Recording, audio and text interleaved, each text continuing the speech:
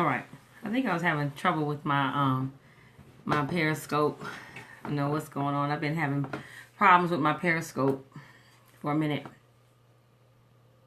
So I'm just waiting on some people to come on in real quick. I know you guys are getting ready to go. Hey, Corn, the barber, thank you for joining in. I know you guys are probably on break or just taking a break from your clients today for a moment, just to get a little education and food.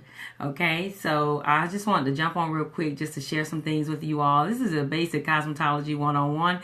And just share what hair analysis is and why it's so important to do a hair analysis before your customers. So basically, I'm TenishaBibbs. I'm a licensed master educator, cosmetologist educator. Been doing hair over 25 years, and I'm also a weave specialist, or a wig specialist. So I jumped on this afternoon before noon to kind of talk to everyone in reference to what a hair analysis is and some of the things that we should keep in mind, and as far as our perspective on what a hair analysis is. So basically, if you are joining me by replay, thank you, first of all. And second of all, thank you for sharing this with your followers and your Twitter family. And also, I absolutely love hearts, so give hearts as much as you can. Thank you. So, but more than hearts, I love information. Okay, so basically, I'm going to be talking today about hair analysis and determining of hair analysis. So every barbershop, every cosmetology shop, and even every nail shop and every esthetician shop in America should be doing a hair analysis. It's hair analysis, skin analysis, nail analysis, okay? But today we're talking about hair analysis. Hey, Miss Ruby, thank you for joining in. So hair analysis is so important, even to the consumer, because when you go in and you meet with your stylist, and some people have been with their stylist for years, and so the stylists have become accustomed to you, or so familiar to the point that they won't even ask you or do a hair analysis. And I think every few months you should do a hair analysis on your clients. Okay, so the very first thing about a hair analysis, there are two main factors to take into consideration when you are doing a hair analysis, and the first one is the hair type, and the second one is the present condition of the hair. Okay, hair type and present condition of the hair. And so in order to get an end result, you have to consider these two factors. What happened is that you don't consider these two factors, you're not going to give a good hair diagnosis, what type of products to use, and so forth. So I think people miss this step when determining a hair analysis. Okay, so all hair reacts differently. Your hair, my hair, totally different. So they act differently to the same services. Okay, so you might come in, you may want to do your hair natural, but you can't do hair natural because you might have certain things going on with your follicles that won't permit you to do that. I mean, I don't know. I'm just saying that. So by not following these steps, you will not be able to give a good hair diagnosis. Okay.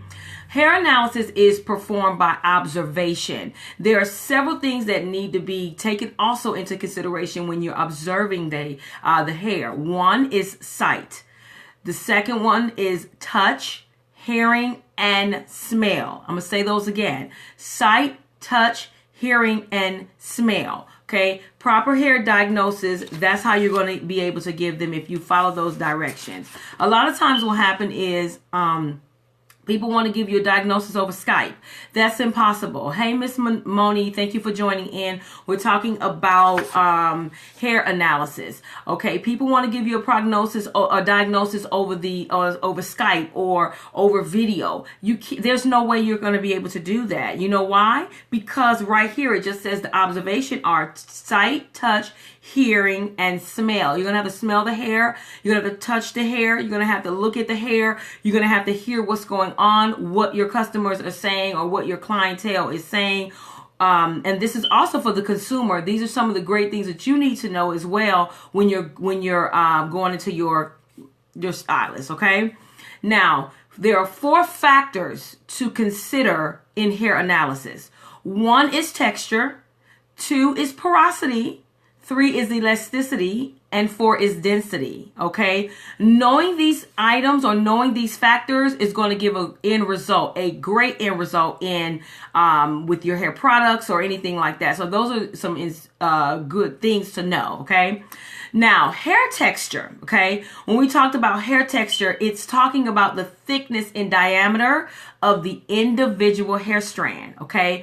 They're classified as coarse, medium, and fine. Not nappy, not you got naps and all of that. We don't classify those. Those are not even a classification. The classification is coarse. Thank you so much for inviting your followers.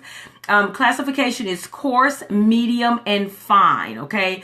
Those, anytime you're going to fall in either one of those 3 categories with your hair. A lot of times I hear people say, oh, my hair is so coarse, so I use a super relaxer. And I'm like, once I touch their hair, I'm like, oh my God, all these years you've been breaking your hair out or you're damaging your hair because your hair is not coarse, it's medium. So these are some of the classifications that you need to take in consideration. Also, in order to determine these, you're going to have to touch the hair. There's no way you could do this over Skype. Okay. I get that all the time. All right. Now, another thing about coarse hair that you also want to know is that coarse hair is larger or is the largest in diameter. Okay. It is the strongest hair. So it's more resistant. It's stubborn. You may have to do a double process. You may have to take longer processing time with coarse hair. It's resistant. Okay. The new word, of course, is resistant. So with coarse hair, your process time is going to be a lot longer. That's why if you're using a relaxer, or I'm just going to say relaxer. So if you're using a relaxer, you may have a more resistant relaxer, not a super, but more resistant relaxer. And your processing time may be 20 minutes versus 10 or 15 minutes. Okay. And also with coarse hair, it's difficult to lighten coarse hair. It's difficult to lighten or even color coarse hair. So it's good to go and seek a cosmetologist before coloring your coarse hair. Okay. Remember, you're going to have to touch that hair to feel, with that, to feel if your hair is coarse, medium, or fine. Okay. With medium hair, this is the most common hair texture. Most people you come in contact with is going to have medium hair. So with that being said, medium hair does not pose to have any problems, okay, or any concerns. Because it's medium hair, you can pretty much do a lot with medium hair, okay? You're going to determine that also in your hair analysis, all right? Fine hair is smaller in diameter and it is it's very fragile and it's easy to process, okay? It also is quick to damage, okay, from chemical services. So you have to be careful when you're going, and if you do chemical services in your salon, or if you do get chemical services, you want to make sure that you ask your stylist, okay, like, how long are you going to leave this relaxer sitting on my head? If they say 20 minutes, that's entirely too long for fine hair. If they say 10 to 12 minutes, then that sounds about right. Okay. So make sure they're using a timer as well. All right.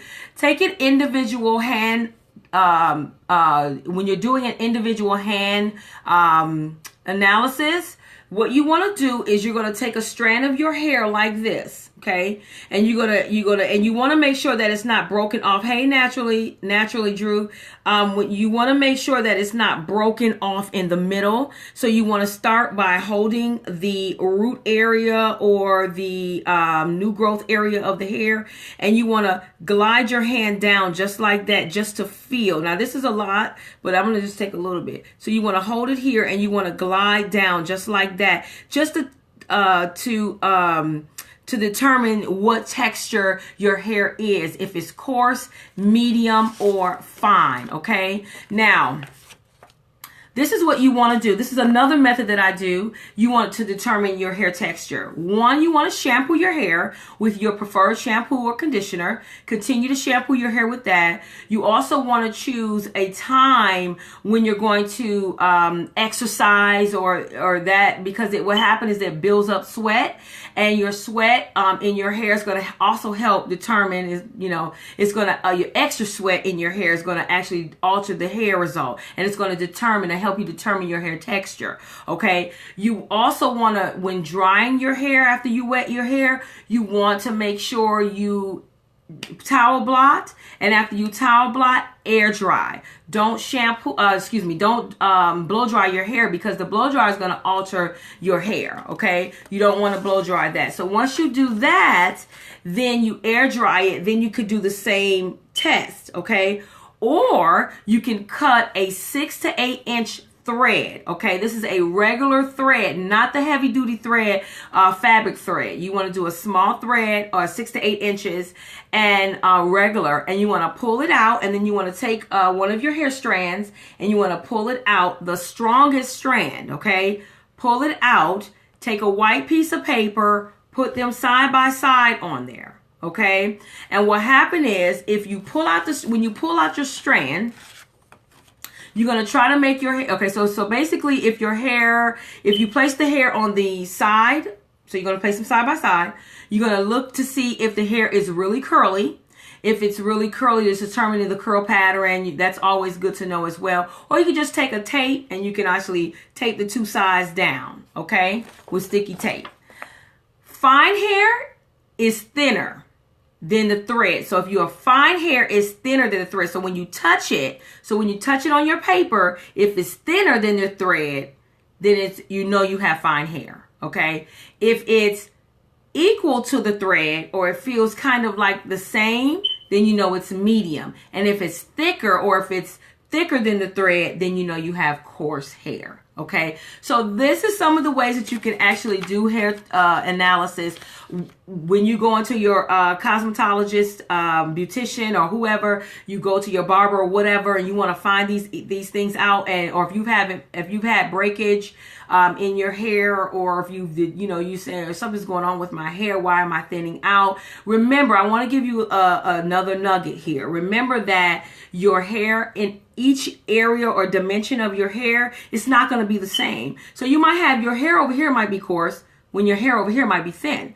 So, and it's just like with hair extensions. When you get the hair extensions, you get your hair done, and you're like, man, why is it tangling over here? Or why is it tangling over here?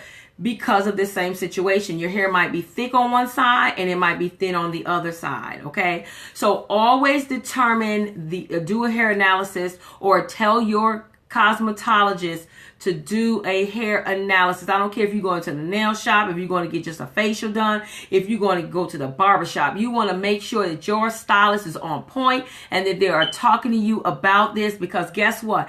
Everybody can't use Mazzani shampoo. Everybody can't use Tresemme shampoos. And always alter, like, just change up your shampoo every 2 to 3 months, to give that hair a shot. So that way you can, it could just kind of help out with that as well. All right. So thank you so much for jumping on and tuning in, and even staying to the end. I greatly appreciate it. You can catch me on thecustomwigs.com. You can get some great information on there, and you all have a wonderful day. Thank you for probably eating your lunch and looking at me too. And good morning, Julius. Dallas agrees with you.